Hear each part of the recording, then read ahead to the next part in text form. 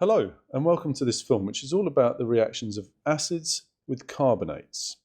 Now, in the last experiment you got some metals to react with acids, and this experiment is quite similar because we've got the same three acids. We've got sulfuric acid here, nitric acid and hydrochloric acid, and this time instead of getting them to react with metals, we're going to get them to react with these three carbonates. We've got copper carbonate, calcium carbonate and sodium carbonate.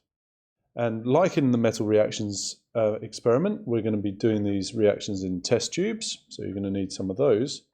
And another thing that these experiments have got in common, we're trying to test the gas here. But this time, instead of lighting it, we're going to try and pass the gas through the lime water. So we need to get the gas from one place to another using a delivery tube.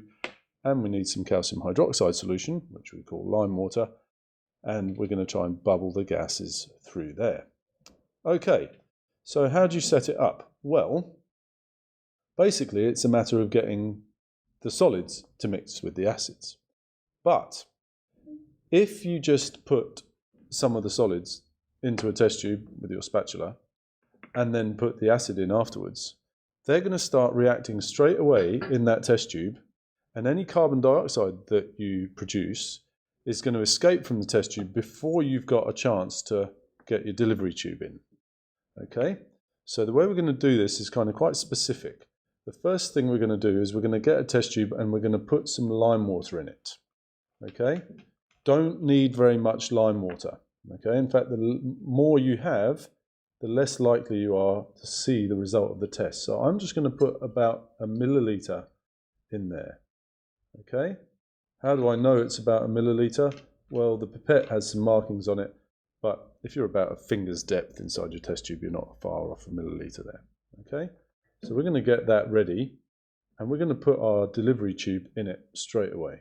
Okay, and make sure that the end of it is submerged in that liquid. Okay, now there's no heating today. We're not decomposing anything, so we don't need to worry about suckback. But like I said before, we do want to make sure that everything is assembled before the reactants mix. So the way we're going to do this is we're going to take a test tube, we're going to put some acid in it, and again, like with the metals, we want probably about 5 or 6 droppers full of acid, so that we end up with about, I don't know, let's say 2 or 3 fingers depth inside the test tube.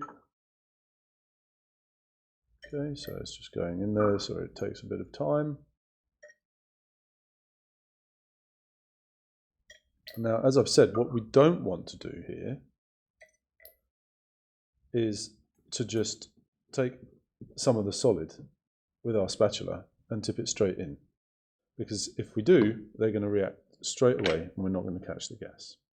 So what we're going to do here is we're going to get about 1 spatula full of solid. That's all we need. We don't need very much.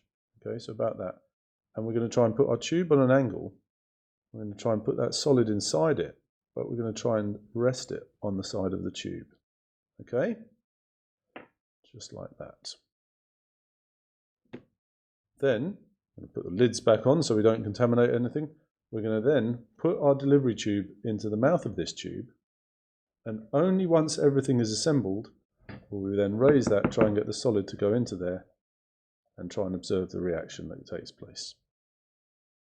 Okay? Now, once you've done one of the carbonates, it's just time to move on to the next one.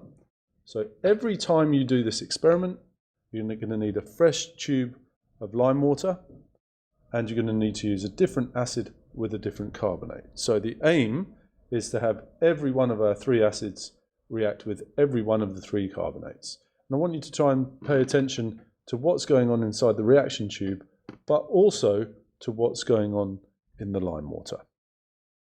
Okay, so hopefully that makes sense.